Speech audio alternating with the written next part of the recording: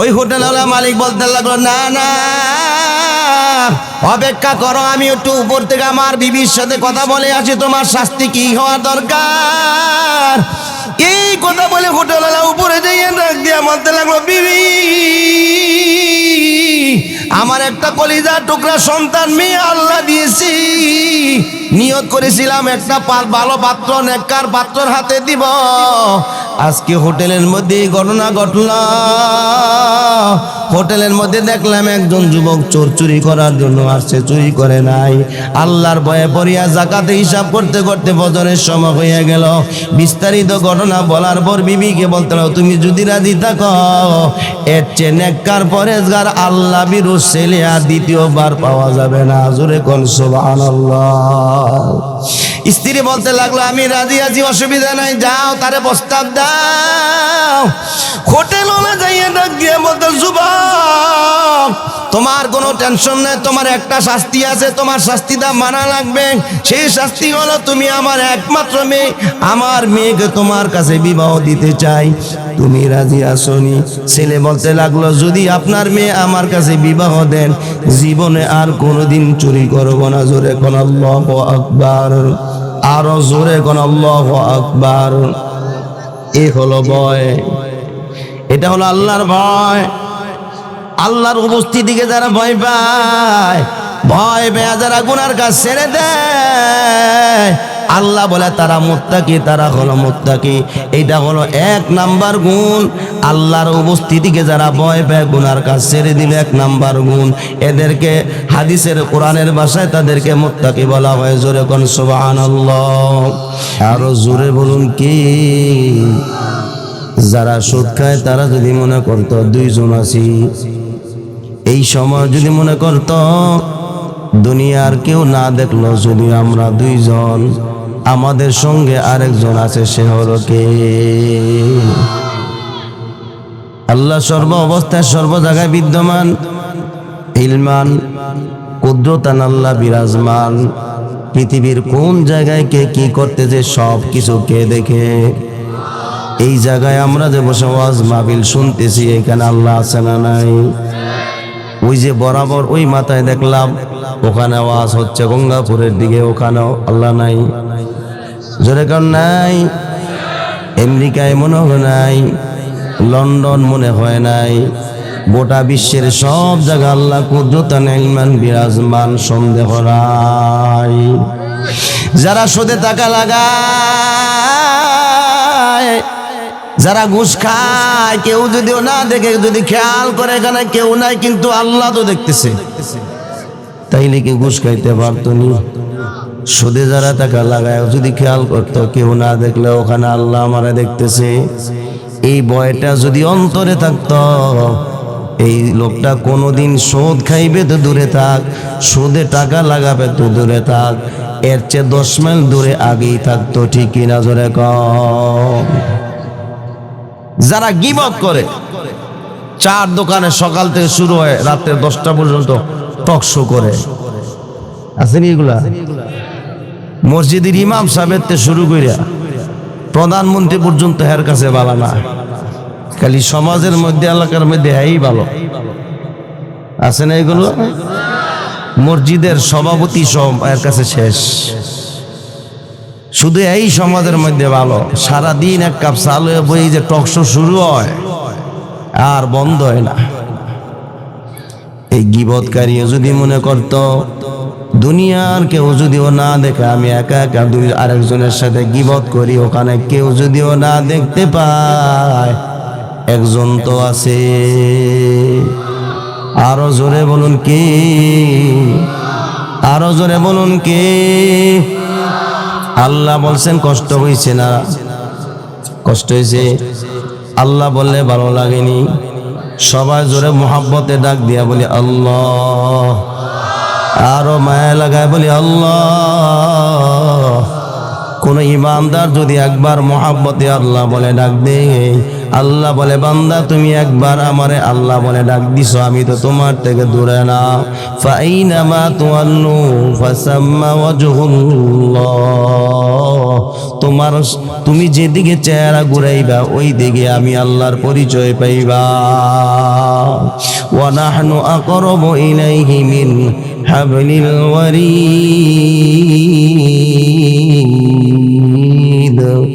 আল্লাহ বলে তোর গারের শারক চেয়েও বেশি নিকটে আমি আল্লাহ। ওয়া হুয়া মাকুম আইনামা কুনতুম, তুমি যেখানে আমি আল্লাহ সেখানে। জোরে জোরে কোন সুবহানাল্লাহ।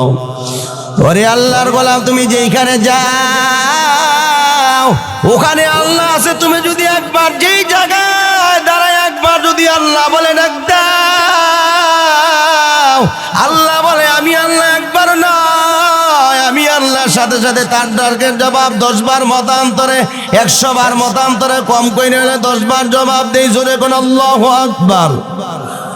তাইলে আপনি বলেন আল্লাহ কি দূরে না কাছে?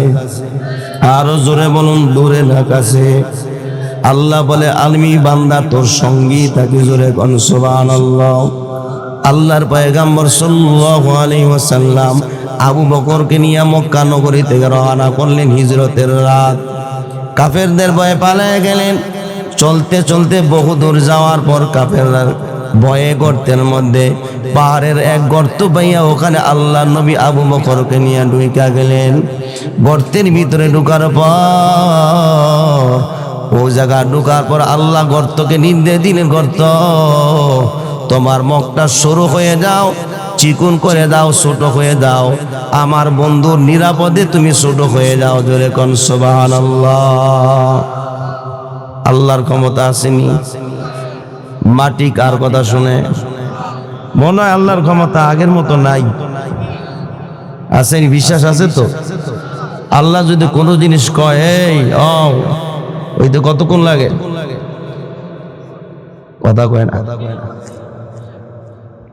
বেশি সময় লাগে না, ঠিক কিনা? ধরে কন।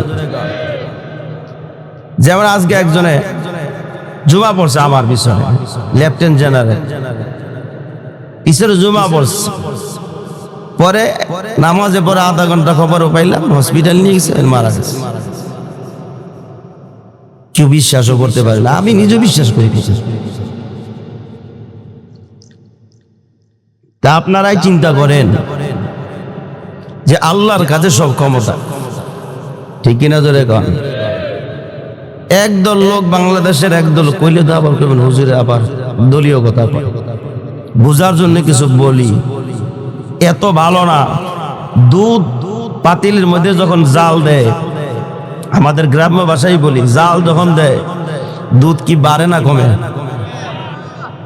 ওই যে কমে বলে বলেন কি কয়, কোন দিয়ে আপনারা কোনটা হয়? বাড়তে বাড়তে পাতিল উপর দিয়ে হয়, ঠিকই না? আর কোন চালাক মানুষ যদি মনে করে খাইছে জাল দিলই বাড়ে, জাল দিলই বাড়ে, যদি জাল দিতেই থাকে আর দিতে থাকে আর পাতিল উপর দিয়ে উঠটা যদি খাইছে, দুধ খেলে বাড়তি আছে, তাহলে কি দুধ কি পাতিলও থাকবে? জোরে কম থাকবে?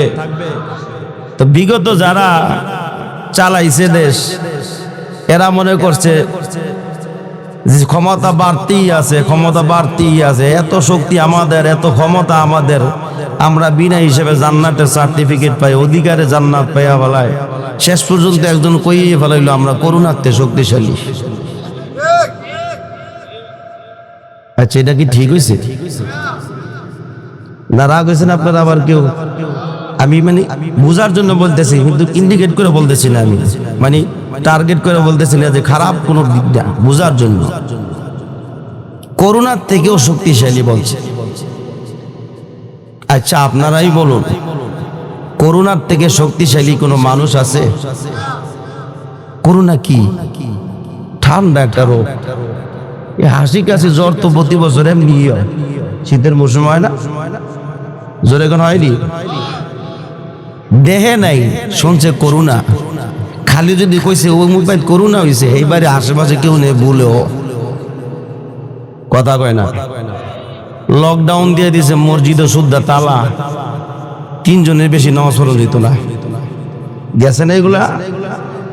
যেই ভয় করোনারে পাইছে, এই ভয়টা যদি করোনার মালিকরে পাইতেন, তাহলে আপনার মতো দামি মানুষ আর কেউ থাকতো না। তাহলে এই দেশের টাকা হাজার হাজার কোটি টাকা পাচার হয়ে বেগম পাড়ার বাড়ি হইতো না। রাগ হয়েছেন মনে হয়? রাগ হইলে অনগা কিছে, আপনারা তো নর্মাল মানুষ, এর চেয়ে বেশি কথা আমি ক্যান্টনমেন্ট ভিত্তি কই। ভাইরা আমার, তো এই লোকেরা বলছিল কি করোনার থেকেও শক্তিশালী। শেষ পর্যন্ত দৌড়ানি খাইলো কাগো হাতে, ফোলা পাইনের হাতে, কথা কয় না। আল্লাহ বুঝাই দিলেন যে করোনার থেকে শক্তিশালী তোমরা না, করোনার মালিক সবচেয়ে বড় শক্তিশালী। যিনি পরিকল্পনা, তোমরা যাই পরিকল্পনা করো সব পরিকল্পনার জবাব আরশে আজিম থেকে কে দেয়? আরো জোরে কোন কে দেয়?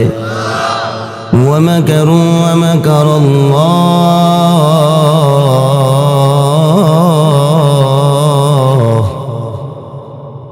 কোরআন তেলাওয়াত শুনলে কি বলতে হয়? জোরে কোন কি বলতে হয়? আরো জোরে বলুন কি বলতে হয়? আল্লাহ মহান, তার কালাম মহান, এই জন্য কোরআন তেলাওয়াত শুনলে আল্লাহর বড়ত্বতা প্রকাশ করতে হয়। জোরে কোন আল্লাহু আকবার।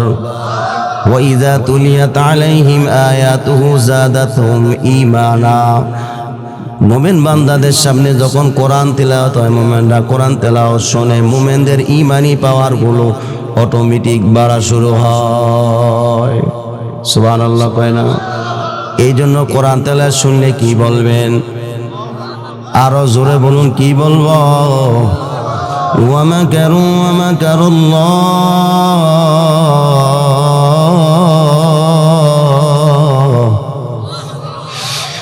ওয়ামাকারু ওয়ামাকারাল্লাহু ওয়াল্লাহু খায়রুল মাকিরিন।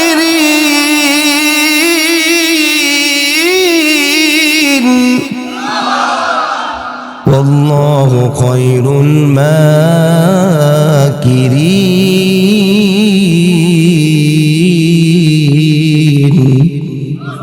قادر قدرت داري بالكمال، أنت ربي أنت حسبي ذو الجلال، تهي قادر جليل لا جهادر، بغر غالے তুহি মেরা নেগাহদার। ক্ষমতার মালিক কে? আরো জোরে বলুন কে? আল্লাহর পয়গাম্বর গর্তের ভিতরে ঢোকার পরে গর্তের মুখকে আল্লাহ বলেন, গর্তের মুখ ছোট হয়ে যাও, সরু হয়ে যাও। আল্লাহ কবুতরকে নির্দেশ দিলেন, কবুতর যা, আমার পয়গাম্বরকে নিরাপত্তা দেওয়ার জন্য তুমি তাড়াতাড়ি ডিম পারিয়া তাপ দেওয়া শুরু করে দাও। মাকড়সাকে বললে তুমি জাল বুনে ফেলাও, যাতে কাফেররা আসিয়া বুঝতে না পারে আমার বন্ধু মুহাম্মদ এই জায়গায় আছে। সুবহানাল্লাহ তো কইলেন না? আল্লাহ রাব্বুল আলামিন দুনিয়ার কারোর সাথে বন্ধুত্ব করে নাই, শুধু একজন মানুষ আল্লাহর সাথে দোস্তি করেছে, বন্ধুত্ব করেছে, নিজের সব উৎসর্গ করে। আল্লাহ তার নাম দিয়েছেন খলিলুল্লাহ। আল্লাহ বলে দুনিয়ার কোনো মানুষের সাথে আমি বন্ধুত্ব করি নাই, শুধু একজনের সাথে আমি আল্লাহ সরাসরি বন্ধুত্ব করে আমি আল্লাহর সাথে সরাসরি ইসরা করেছিলাম, দিদার করেছিলাম, সে হলো হাবিবুল্লাহ। এই হলো আজকে সেই রজনী। সেইটা হলো কি? মেরাজের রজনী আজকে। আল্লাহু আকবার করলেন না তো? বইলে একটু আলোচনা আমরা করব না, যাবেন গো? আল্লাহ কবুল করুক। আল্লাহর পয়গম্বর গর্তের ভিতরে শুয়ে আছেন, আবু বকরের রানের মধ্যে মাথা দিয়া, মাথা মোবারক দিয়া ঘুমায় আছেন। এইদিকে সকাল হয়ে যাওয়ার পর কাফেরদের দলগুলা ওই গর্তের চতুর্দিকে ঘেরাও করে ফেললেন। দেখলেন মানুষের পায়ের চিহ্ন পাওয়া যায়। আরবেরা অনেক জ্ঞানী ছিল, পা দেখেই বুঝে ফেলাইলেন কোন মানুষ, পরিচিত মানুষের পায়ের চিহ্ন। দুইজন মানুষ দেখা যায়। আমাদের মনে হয় এই গর্তের ভিতরে মুহাম্মদ তার সঙ্গী আছে। আরো কিছু লোকেরা বলতে লাগলো, না, এত চিকন গর্তের ভিতরে মানুষ ঢুকতে পারে না, হাত ঢুকাতেই কষ্ট। মানুষ আবার কেমনে ঢুকবে? এই কথা বলার পর এই আওয়াজ যখন আবু বকর শুনতে পাইলেন, আবু বকর পয়গম্বরকে ডেকে বলে, পয়গম্বর, এই বুঝি আমরা ধরা পড়ে গেলাম, কাফেররা তো আমাদেরকে দেখা বলাইল। সাথে সাথে আল্লাহ আয়াত নাজিল করে জানাই দিলেন, লা তাহজান ইন্নাল্লাহা মা'না। পয়গম্বর টেনশন করবেন না, চিন্তা করবেন না, আমি আল্লাহ আপনাদের সঙ্গে আছি তিনজন। আপনারা শুধু দুইজন না, ওগো পয়গম্বর, আপনি শুধু একা নন, আবু বকর একা নয়, সঙ্গে আমি আল্লাহ আছি তিনজন। জোরে করে আল্লাহু আকবার। এই জন্য বলবো যে এই জায়গায় তুমি একাই যাও, খেয়াল করবা তোমার সঙ্গে যদিও কেউ নাই, একজনকে তো পাইবা, সে হলো কে? এই বিশ্বাসের নাম হলো ঈমান। জোরে কর, কি না থাকলে ঈমান থাকবে না।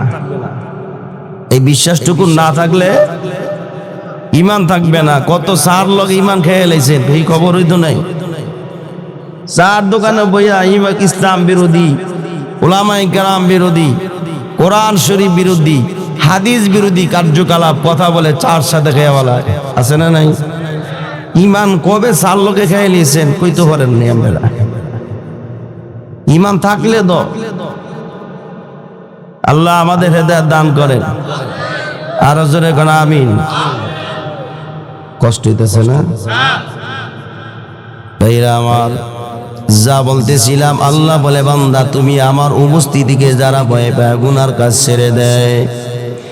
এক নাম্বার গুণ, যারা আমার উপস্থিতিকে যারা ভয় পায়, ভয় পাইয়া যারা গুনার কাজ ছেড়ে দেয়, তাদেরকে বলে মুত্তাকি। কি বলা হয় মনে রাখবেন, কি বলা হয়? খালি ওয়াজ হইলেন না, কিছু মস্তকের আমল কইরেন। জান্নাতে জান্নাতুল মাওয়া যাইতে গেলে দুইটা গুণে গুণান্বিত হওয়া চাই।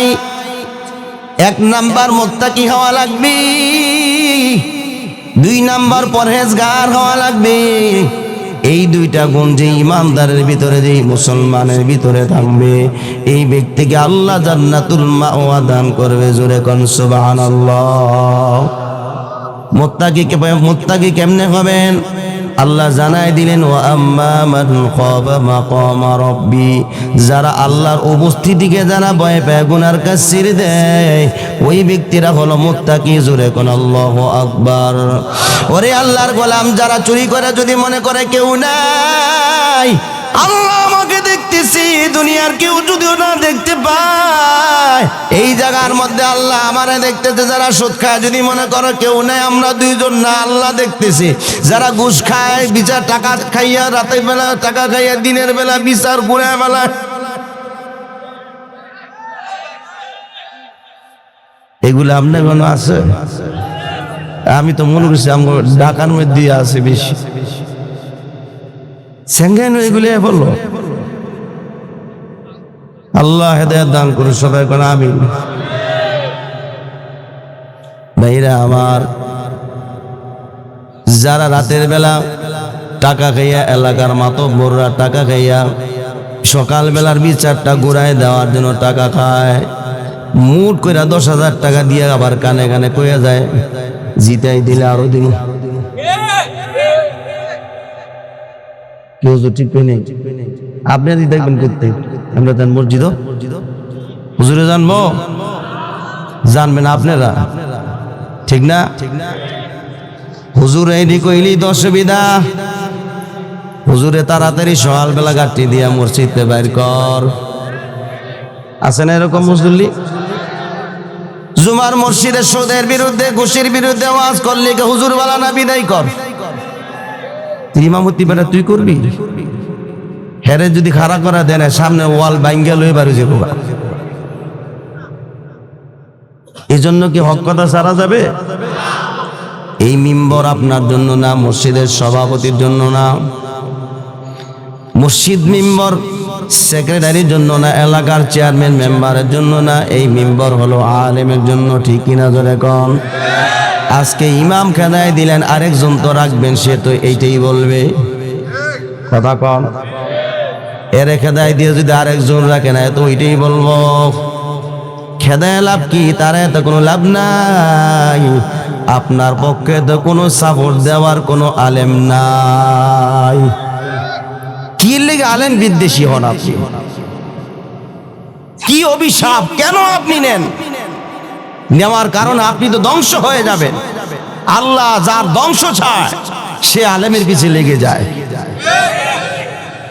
এই জন্য অনুরোধ করব, বাবা আলেমদের পিছে লাগবেন না, আলেমদের দোয়া নেন, সোহবত নেন, ফয়েজ নেন। আলেমের হক্কানে আলেমের চেহারার দিক তাকাইলে গুনায় সগীরা গুলা ঝরে যায়। কি একটা আলেম আপনারা পাইছেন মিয়া, নসিব আপনার কত ভালো। এবারে যদি ডাহা ঢুকে বেতন 30,000 খারা, মনে করেন আপনার একটা হুজুর একটা লইছে আঙ্গ মসজিদ, এটা মরারটা যায়ও না আনতে। হ্যাঁ, আপনারা ভালোবাসা দিয়ে রাখবেন মিয়া, রাখবেন তো ইনশাল্লাহ। সমাজের হয়ে গেছে, আল্লাহ কবুল করে সবাই কোন আমিন। আল্লাহ মনে বিয়েটাও করাই দিবে। আগে সাইরা লাইছে দিকে আল্লাহ বাঁচাইছে, এই দেখছেন, এই দোয়া করে দিত। আল্লাহ আমাদের আলেমদের প্রতি মোহাব্বত বাড়ায় দেয় সবাই কোন আমিন। রাগ হইতেছে না আমার? যা বলতেছিলাম, যারা রাতের বেলা টাকা পাইয়া দিনের বেলা বিচার ঘুরায় দেয়, এদের যদি খেয়াল করতো দুনিয়ার কেউ যদি না দেখে, আল্লাহ তো আমাকে দেখতেছে। এক বাবা ছেলে রেখে গেছে, নিয়ত করছেন ছেলেরা আলেম বানাবে না আর মাদ্রাসায় পড়াবে না। এমনটা নয়, ছেলের একটা প্রতিষ্ঠানে দিয়ে গেল। দেওয়ার কিছুদিন পরে বাবা মারা যায়। ছেলে লেখাপড়া করতে করতে সফলতার শীর্ষে পৌঁছে গেলেন। প্রত্যেকটি প্রতিষ্ঠান লেখাপড়া শেষ হয়ে যাওয়ার পর শিক্ষকরা তাদেরকে নসিহত করেন ভবিষ্যৎ তাদের কার্যকলাপ নিয়ে, সমাজ কেমনে চালাইতে হয়, নিজে কিভাবে চলবে, এই ব্যাপারে কিছু নসিহত প্রত্যেকটা প্রতিষ্ঠানে ছাত্রদেরকে বিদায় বেলা করে কিনা জোরে কন। ওই বেচের ছাত্রদেরকে নসিহত করে দিলেন, যাও সবাই বাড়ি চলে যাও। বাড়ি যাওয়ার পর বাবার কাজে সহযোগিতা করবা, কারণ বাবা যখন বৃদ্ধ হয়ে যায় তখন সন্তানের উপরে বাবার দায়িত্ব আসিয়া যায়। ঠিক কিনা জোরে কন। যে বাবা সন্তানের দিক তাকায় নিজের পিঠটা রোদ দিয়া পড়াইয়া বৃষ্টি দিয়া শরীরটা ভিজাইয়া আপনার জন্য চাহিদা পূরণ করে দিয়ে গেল, গঙ্গাপুর বাজার থেকে আপনার জন্য কত কিছু নিয়ে আসলো। মদনপুর গেলে রাস্তায় দেখা হয়ে গেলে আপনি খেলা করতেছেন, ডাক দিয়া বলে আব্বা ওইটা নিয়ে আসেন। রাতের বেলা যদি আসতা, আপনি ঘুমায় গেলে আপনার ঘুম থেকে উঠাইয়া আপনার বাবা আপনার মুখের মধ্যে খাবার না দেওয়া পর্যন্ত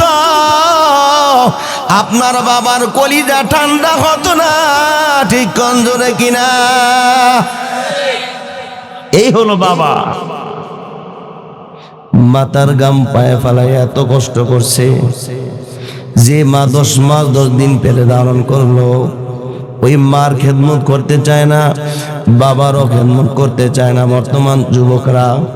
আল্লাহর কসম দিয়া বলি, দুনিয়ার সব পীরদেরকে যদি একদিকে কইরা দোয়া নাও, আর তোমার বাবা মা যদি দোয়া করে, পীর বাবাদের দোয়া বিতা যাবে, বাবা মার দোয়া গুলির মিস হবে, কিন্তু আল্লাহ বাবা মার দোয়া সন্তানের জন্য ফিরায় দেয় না। জোরে কোন সুবহানাল্লাহ। আরে বেটা, পীরের কাছে কি লেগে দৌড়াস? বড় পীর তো ঘরের মধ্যেই বাপ মা। কথা বলুন ঠিক কিনা? দোয়ার গোড়াও তো ঘরের মধ্যে পড়ে রয়েছে। হেন গিয়া চা বিদেশ চাইতে মানুষ না, ব্যবসা ভালো না, মুসিবতের ভিতরে আস, বল বাবার পায়ে গিয়া ধর, মার পায়ে ধর, যে মা মাফ করে দাও, ভুল করছি, দোয়া করো, তোমার সন্তান এই মুসিবতে আছে। যত রাত থাকুক না কেন, আল্লাহর কসম দিয়া বলি, চোখ দিয়া পানি পড়তে দেরি, আল্লাহর কাছে দোয়া কবুল হইতে দেরি নাই। যারা এখনো বাপ মার ধমকাও, মনে করো না একেবারে তুমি বীর বাহাদুর হয়ে গেছো, তুমিও বাবা হইবা। ঠিক কিনা জোরে কন? এর চেয়ে বেশি জঘন্য ব্যবহার তোমার সন্তান তোমার সাথে করবে। আল্লাহ হেদায়েত দান করেন, জোরে কোন আমিন। ভাইরা আমার, ওই বেশের মধ্যে একটা ছেলে ছিল, বাবা মারা গেছে, বাড়ি দেয়া বলল, মা বাবার যে কাজটা আছে, বাবা যে কাজ করতো ওই কাজ আমি করবো আজ থেকে। কিন্তু হুজুররা ওস্তাদরা বলে দিয়েছিলেন, শিক্ষকরা বলে দিয়েছিলেন, তুমি যত কাজ করবা কাজের মধ্যে আল্লাহর প্রতি ভয় এবং পূর্ণ বিশ্বাস রাখবা, তাহলে এই কাজটা তুমি পরিপূর্ণ করতে পারবা। ওই ছেলে বলল, মা আমি আমার বাবার যে কাজ করতো দুনিয়ায় থাকা অবস্থা ওই কাজটা আমি করব। বাবার কাজের দায়িত্ব আমি নিয়ে নিলাম, বাবা যে কাজ করতো ওই কাজটা আমি করব। বলো বাবা কি কাজ করছে? মা ডাইকা বলতে লাগলো, এই কাজ তোমার দ্বারা সম্ভব না। ছেলে বলল, না, আমার ওস্তাদরা বলছে বাবার কাজ করার জন্য আমি ওটাই করব। এবার এই কথা বলার পর মা বলতে লাগলো, তোমার বাবা যেই কাজ করছে, তুমি শিক্ষিত মানুষ যদি এই কাজ করো ইজ্জত সম্মান থাকবে না। তোমার বাবা তো রাতের বেলা চুরি করতো, তুমি কেমনে চুরি করবা? তুমি তো চোরের সন্তান। ছেলে বলতে লাগলো, হ্যাঁ এটাই করব, কিন্তু আমার ওই কাজের মধ্যে আল্লাহর প্রতি ভয় থাকবে। সুবহানাল্লাহ। আচ্ছা, আপনার এই কোন যারা চুরি করবে এরা যদি আল্লাহর ভয় করে চুরি করতে হবে? হ্যাঁ, ছেলেটা সকাল থেকে শুরু করলে নিয়ত করছে আজকে রাতের থেকে শুরু করব। যখন ঘরতে বের হইছে রাতের বেলা চুরি করতে যাবে, একজন জিগাইলো, ভাই কই যাও? এখন ছেলে চিন্তায় পড়ে গেছে, আমি কি সত্য কথা বলবো না মিথ্যা কথা বলবো? যদি মিথ্যা বলি তাহলে তো আল্লাহ আমার সামনে আছে, আমি তো আল্লাহরে ভয় পাই। সুবহানাল্লাহ কয় না? চুরি না করে বাড়ি ফিরে আসলো। প্রতিদিন কাজ করতে চুরি করতে যায়, কিন্তু আল্লাহর ভয়ে বাড়ি ফিরে আসে, কোনো চুরি করার সুযোগ পায় না। একদিন চলতে চলতে এক হোটেলের ভিতরে ঢুকে গেছে। গভীর রাত, হোটেলের ভিতরে ঢুইকা হোটেলের ম্যানেজারের যত টাকা ছিল সব টাকাগুলো একসাথ করে গাটুরে বাঁধিয়া গাটটি বেঁধা রওনা করছে, বাড়ির দিকে রওনা করবে। গেট খুলবে, এমনি মনে হয়ে গেল আমি যে হোটেলের মালিকের টাকাগুলো সব চুরি করে নিয়ে যাইতেছি। এই টাকাগুলা কি এই হোটেল মালিক কি ঠিক মতো জাকাত দেয় কিনা সেটাও তো আমি জানি না। এটা কি জাকাতের টাকা নেই নাকি না হোটেলের মালিকের টাকা নেই? টেনশনে পড়ে গেল। এবার প্রত্যেকটা ব্যবসায়ীর একটা মূল একটা কিন্তু খাতা থাকে, বাৎসরিক হিসাবে, ঠিক কিনা তো এখন? এই ছেলেটা সারা রাত্র বৈশা ওই হোটেলের মালিকের হিসাবের খাতাগুলা টুকতেছে আর দেখতেছে। দেখতে দেখতে এবার তাকায় দেখলো 4 বছর যাবত এই হোটেলওয়ালা জাকাত দেয় না। কয় বছর? 4 বছর যাবত জাকাত দেয় না। এই টাকা নেওয়া যাবে না, কারণ এই টাকা তো জনগণের হক। সে হয়তো জাকাত না দিতে পারে, আমি কেমনে নিব? এই চিন্তা করতে করতে ফজরের সময় হয়ে গেছে, আজানের সময় হয়ে গেল। আল্লাহর গোলাম হোটেলের মধ্যে জোরে আজান দেওয়া শুরু করলেন, আল্লাহু আকবার, আল্লাহু আকবার। হোটেলওয়ালায় ছিল দোতলায় ঘুমানো। আজান হোটেলের ভিতরে আজান শুনে একটা দৌড় দিয়ে নিচে নেমে কয়ে, কার এত বড় সাহস, আমার হোটেলের মধ্যে তো কি আজান দিলে? আমি তো জীবনও দেখি নাই। দৌড়ে এসে দেখলেন একজন যুবক, চেহারার মধ্যে চোরের কোন লক্ষণ নাই, নূর ঝলমল করতেছি। অন্ধকার হোটেলের মধ্যে দাঁড়ায় আল্লাহু আকবার, আল্লাহু আকবার আজান দিতেছে। লাড়ি একটা লইয়া খাড়ায় রয়েছে, আজান শেষ হইলে ধরব। এবার আজান শেষ হয়ে যাওয়ার পর ছেলেটারে জিজ্ঞাসা করলেন, ভাই এই যুবক, এটা তো আজানের জায়গা না হোটেল, তুমি কেন আজান দিলা? তুমি কেন এই জায়গায় ঢুকছো? ছেলে বলতে লাগলো, আমি মুয়াজ্জিন না, আমি হলাম চোর, চুরি করার জন্য আসছিলাম। তাহলে তুমি চুরি করে কেন পালাইলা না? আজান কেন দিলাম?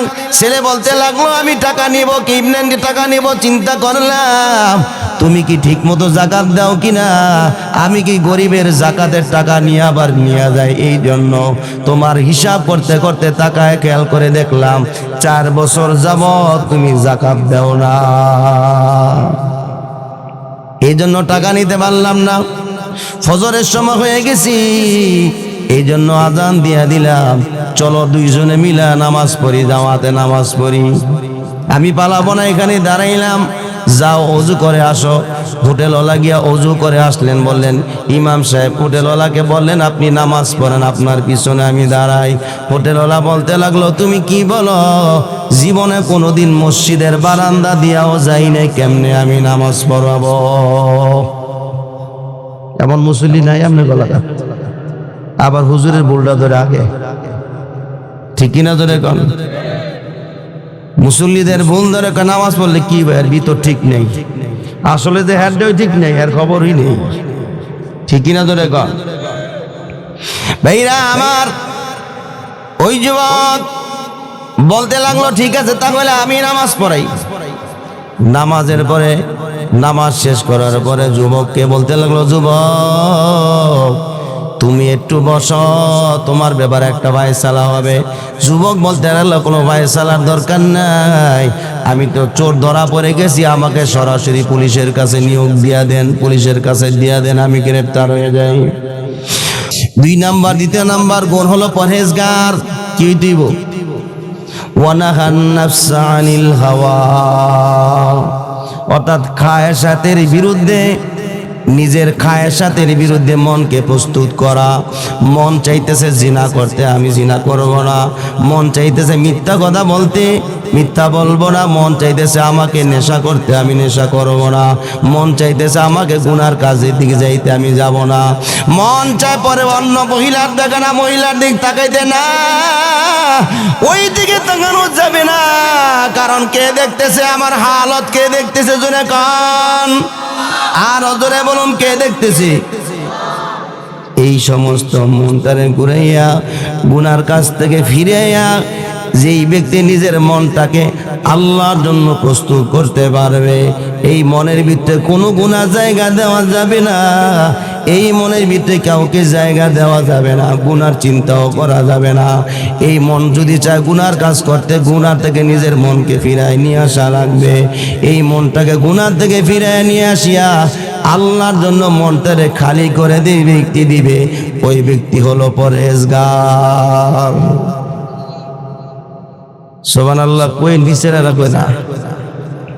এই 2টা গুণ যার ভিতরে থাকবে, আল্লাহ বলছেন তাইফা ইন্নাল জান্নাতা হিয়াল মাওয়া, এই 2 গুণে গুণান্বিত যে ইমানদার হবি, ওই ব্যক্তি তারা জান্নাতুল মাওয়া যেতে পারবে। জোরে কোন সুবহানাল্লাহ। ওরে আল্লাহর গোলাম, দুনিয়ার মানুষ যত কিছু হোক না কেন, ক্ষমতা হলা হোক না কেন, যত দাপট হলা হোক না কেন, কবরতে যাওয়া লাগবে, ঠিক কিনা জোরে কোন?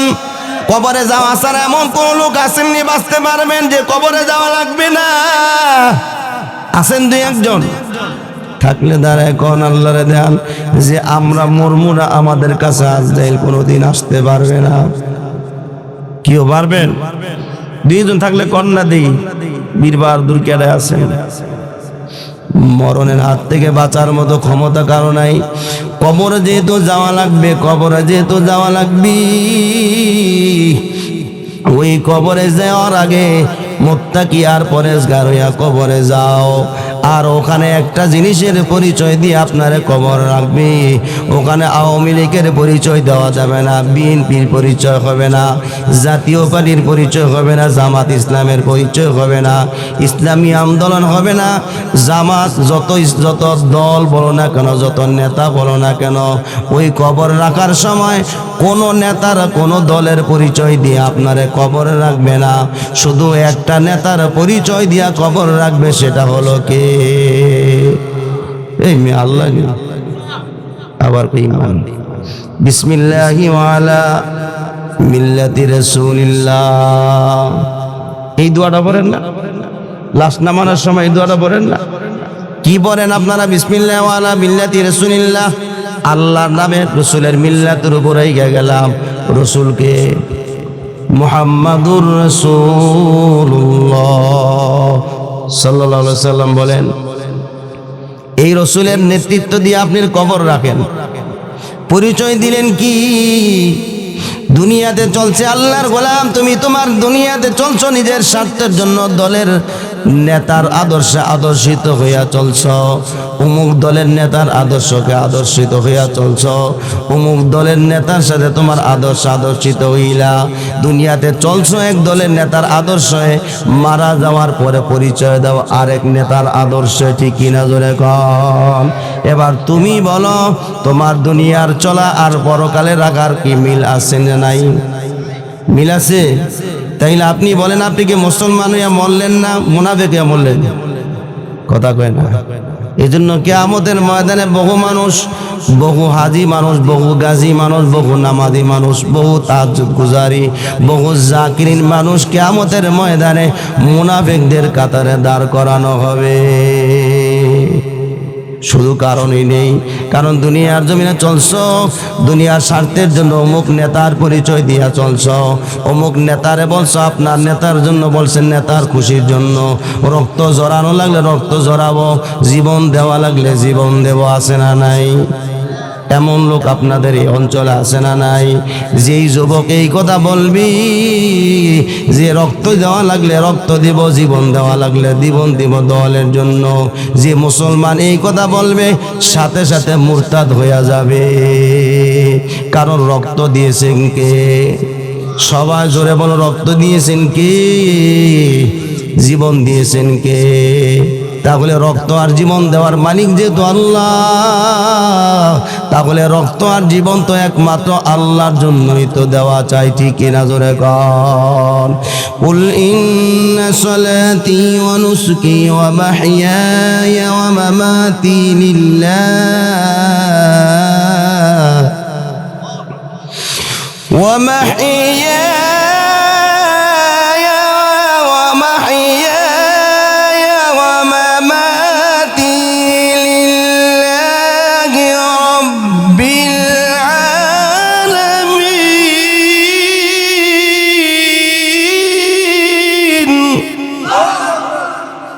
ومحياي ومماتي لله رب العالمين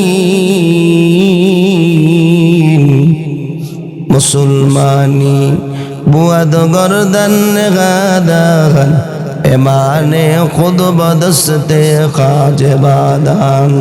এরে আল্লাহর গোলাম, আজ থেকে মুসলমানের মিছিল হবে আমার নামাজ, আমার কুরবানি, আমার জীবন, আমার মরণ, আমার রক্ত, আমার দেহ, সব কার জন্য? জোরে বলুন, কার জন্য?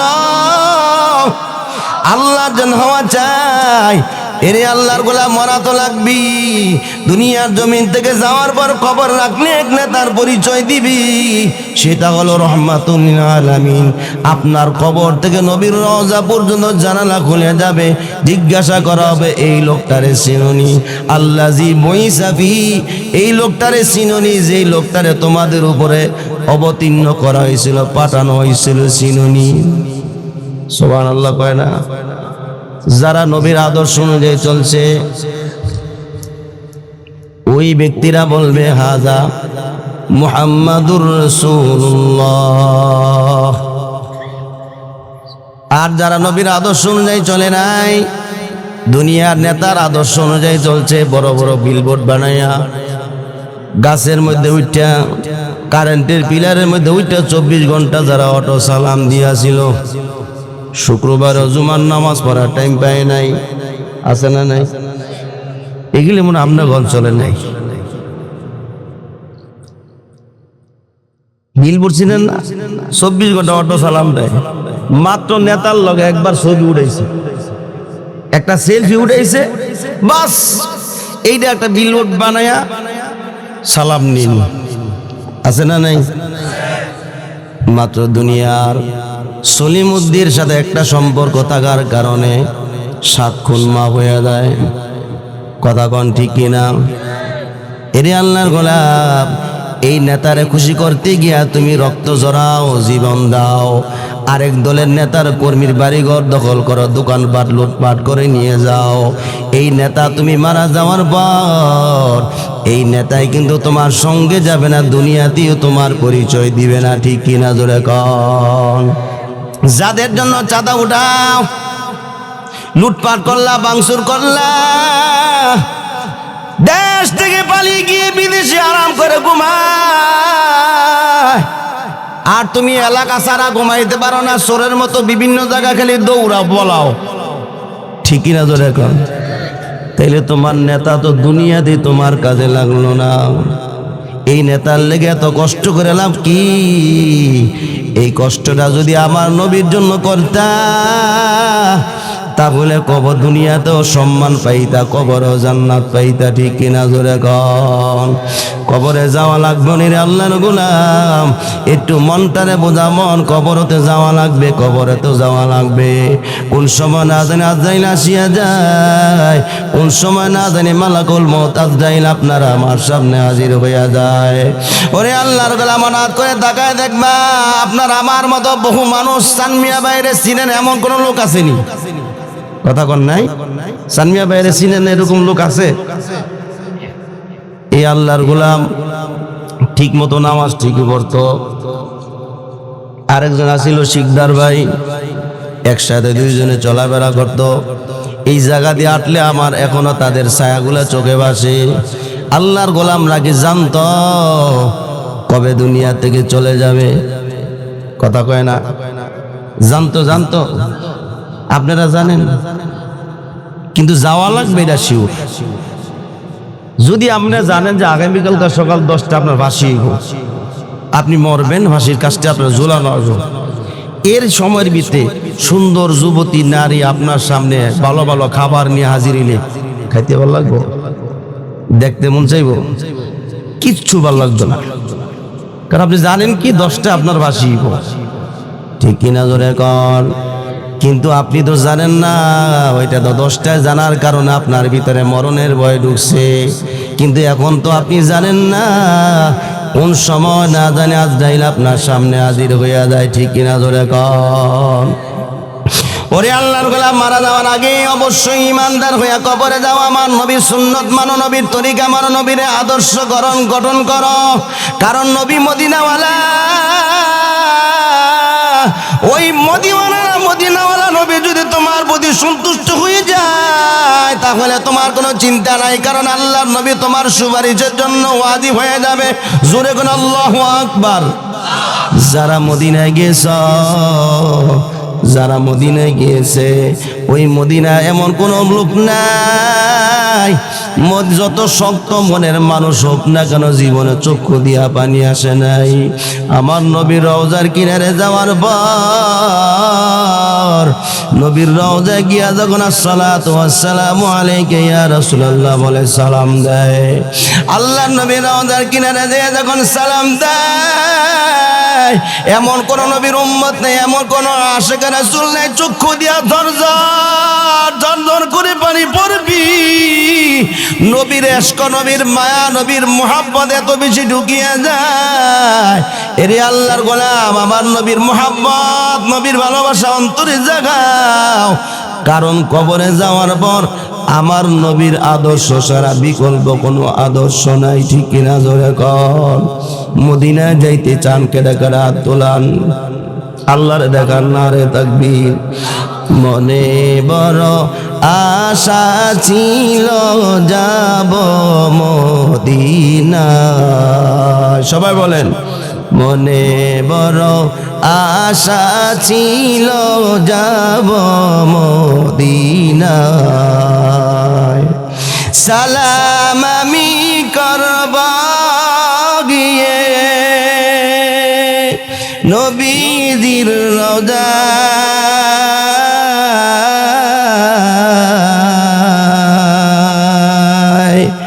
মনে বড় আশা ছিল যাব মদিনায়, আরব সাগর পাড়ি দেব নিকো আমার তরি,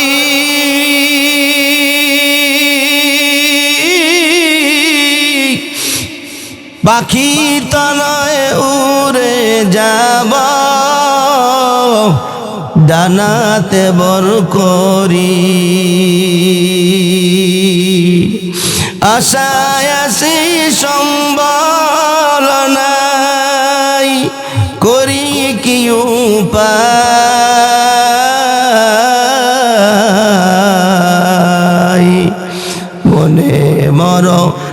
আশা ছিল যাব মদিনায়। আল্লাহ আমাদের সবাইকে মদিনায় যাওয়ার সুযোগ করে দেন। সবাই কোন আমিন, আরো জোরে বলুন আমিন। এরে আল্লাহর গোলাম, কবরে যাওয়া লাগবে, কোনো সন্দেহ নাই। একটু চক্ষুটাকে বন্ধ করো, মোরাকাবার হালাতে মনটার একটু বোঝাও। এত সুন্দর করে বাড়িঘর বানাইলাম, এত সুন্দর করে বাড়িঘর সাজাইলাম, স্ত্রীর জন্য কত গয়না গাড়ি কিনলাম, আত্মীয় স্বজনের জন্য কত কিছু করলাম। এখন যদি আজরাইল আমার সামনে আসি, আজরাইল যদি হাজির হইয়া যায়, আজরাইল আসিয়া যদি আমার খপ করে দুনিয়া বলে শৈলের একটা নয় দুইটা নয় 300টা 60টা জোড়া টাস করে সিটে নিয়ে যাবি। শরীরের হাতের সংযোগ নাই, পায়ের সংযোগ নাই, গোটা শরীরের অসঙ্গ প্রত্যঙ্গর সঙ্গ শেষ হয়ে যাবে। নিতর দেহটা পালায় রাখবে, পুরাতন কাপড় দিয়ে আত্মীয় স্বজনরা আমাকে বেচায় ধরে রাখবে। ওরে আল্লাহর গোলাম, মানুষের একদিক থেকে বরুই পাতার পানি গরম করা শুরু করে দিবে, আরেকদল লোক বাঁশ কাটা শুরু করে দিবে, আরেকদল লোক কবর খনন করা শুরু করবে। তুমি তাকায় দেখবা কেউ নাই।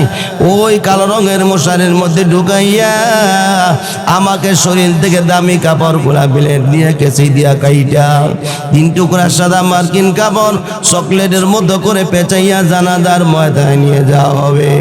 শরীরের মুখ থেকে কাপড়টা খুলিয়া দেওয়া হবে। সব আত্মীয় স্বজন গুলো তাকায় বিদায় চোখের পানি ফেলে কানবি। ওরে আল্লাহর গোলাম, সন্তান গুলা কানবে, আব্বা আব্বা বলে কানবি। তোমার বিবি কান্দে পর্দার আড়ালে, বেড়ার কিনারে, দরজার কিনারে কানবে। তোমার ভাই বন্ধুরা বিদায়ের চোখের পানি ফেলে কান্না করবে। কবরে নেওয়ার জন্য জানাজার ময়দান থেকে বেড়ার পালকির মধ্যে লইয়া ওই কবরের ডান পাশে নামায়া 2 জন লোক কবরে লাফ দিয়া নামবে।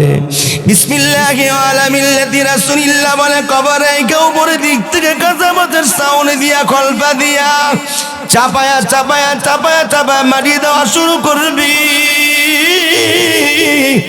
ওরে আল্লাহর গোলাম, তাকায় দেখবা কেউ নাই। কারেন্ট চলে গেলে অন্ধকার ঘরে থাকতে তোমার ভয় লাগে। অক্সিজেন ছাড়া, বাতাস ছাড়া রাখতে পারো না। ওই কবরের ভিতরে তোমার এই কাজে কোনো আলো নাই, কোনো বাতাস নাই, কোনো সঙ্গী নাই, সাথী নাই। এখন কবরে তোমার নামাই দিয়া সব লোকেরা চলে আসবে। এখন তুমি তাকায় দেখো কি অবস্থা হবে আমার, কি হবে আমার অন্ধকার কবরে। আমি তো নেকামল করছি, আল্লাহর প্রতি সন্তুষ্ট আছে কিনা জানি না। আল্লাহকে আমার প্রতি সন্তুষ্ট আছে কিনা আমি নিজেও জানি না। নবীকে আমার প্রতি সন্তুষ্ট আছে কিনা জানি না। কোন দিকে রওনা করছ একটু ভাবো। অন্ধকার কবরে কি অবস্থা হবে। ওই অন্ধকার কবর কিন্তু ভালো জায়গা না, জাহান্নামের আগুনের ঘর, সাপ বিচ্ছুর ঘর। জাহান্নাম কিন্তু কালো আগুনের ঘর। ওই কবর দৈনিক 40 বার নাইকা আদম সন্তানদেরকে বলে সাবধান সাবধান, আমার ভিতরে আসতে হলে খাঁটি মুসলমান হইয়া তারপরে কবর আইসো। জোরে কোন আল্লাহু আকবার।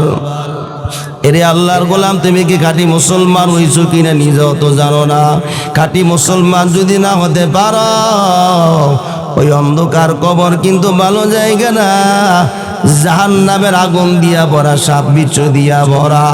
এরে আল্লাহর গোলাম, মাঝে মাঝে দেখা যায় কবর খনন করতে গিয়া সাপ পাওয়া যায়, কিছু কিছু কবরে পাওয়া যায় লাশ এখনো পর্যন্ত অক্ষত পাওয়া যায়। ঠিক কিনা জোরে কন। কুমিল্লা কংসনগরে একজন মানুষ, মসজিদের ইমাম সাহেব মারা গেছে। 9 বছর আগে মারা গেছে। যেই কবর রাখছে মসজিদের কিনারে, ওই কবর উপর দিয়া সরকারি রাস্তা যাবে। স্বপ্নে যোগে এই ইমাম সাহেবের ছেলে থাকে আবার ইটালি। স্বপ্নের সন্তানকে দেখায়, বাবা যেই জায়গায় আমারা দাফন করছ, এই জায়গায় থাকতে আমার কষ্ট, এখান থেকে আমারে সরাও। আল্লাহু আকবার বলেন। পরপর 5 দিন স্বপ্নে দেখছে। কয়দিন? 5 দিন স্বপ্নে দেখে আল্লাহর গোলাম ইটালি থেকে দেশে চলে আসলেন। 90টা সাপ শো করে আসিয়ার পরে আল্লাহর গোলাম জাহান্নামের কালো আগুন গুলা দাও দাও করে জ্বালা শুরু হবে। তুমি যতই কান্না কেন, তোমার কান্নার আওয়াজ কেউ শুনবে না। একটু ভাবো কি অবস্থা হবে,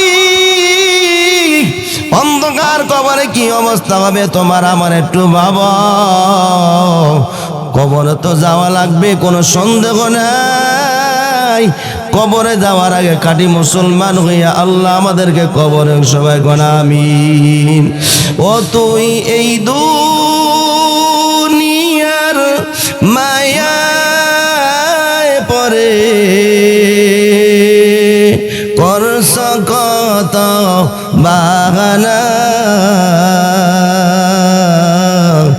এ যে নয় তোরা আসল বাড়ি, কবর যে তোরা আসল ঠিকানা। এ যে নয় তোরা আসল বাড়ি, কবর যে তোরা আসল ঠিকানা।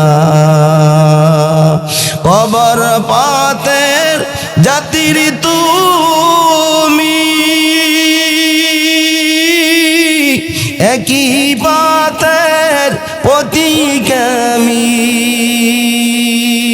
তুমি আমি কেউ রব না, তুমি আমি কেউ রব না, দিতে হবে রওয়ানা। এ যে নয় তোরা আসল বাড়ি, কবর যে তোরা আসল ঠিকানা। ও তুই এই দুনিয়ার মায়ায় পরে করছ কত বাহানা, এ যে নয় তোরা আসল বাড়ি, কবর যে তোরা আসল ঠিকানা। ঠিক কিনা ধরে কন। ওরে আল্লাহর গোলাম তওবা করো, আল্লাহর কাছে ক্ষমা চাও। আল্লাহ আমাদের এই মাহফিলের উসিলে আমাদেরকে মাফ করে দিও, সবাই কোন আমিন। আল্লাহ আমাদের গুনাহগার বানায়া কবরে ডাক দিও না। এত গুনাহ করছি, হাত দিয়া পা দিয়া জবান দিয়া কত গুনাহই না করলাম, তুমি যদি মাফ না করো, এই মেরাজের রাতে রজনীতে উসিলা করে আমাদের সবার জীবনের গুনাহগুলি আল্লাহ মাফ করে দাও, জোরে কোন আমিন। যতটুকু আলোচনা হইল, আলোচনার ভুল ত্রুটি ক্ষমা করে দে, আলোচনার উপর আমল করার তৌফিক আল্লাহ দান করেন, জোরে কোন আমিন। আগামীকালকে আল্লাহ যাতে মাহফিলের ভরপুর কামিয়াবি দান করে, সবাই বলেন আমিন।